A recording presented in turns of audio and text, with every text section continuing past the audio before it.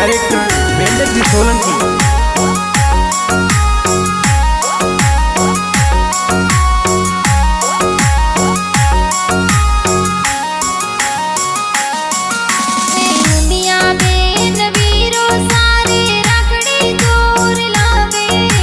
हरसन जी भाई सा तो राखड़ी जोर बंधावे।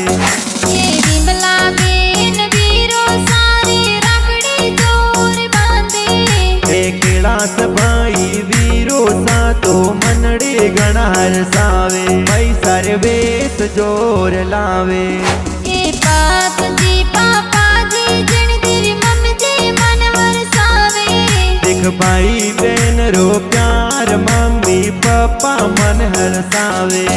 अरे वेगवाल परिवार बावतरा में खुशियां जोर मनावे। पिंटू परिहार बावतरा में गाना जोर लिखे। जी गाना जोर बनावे।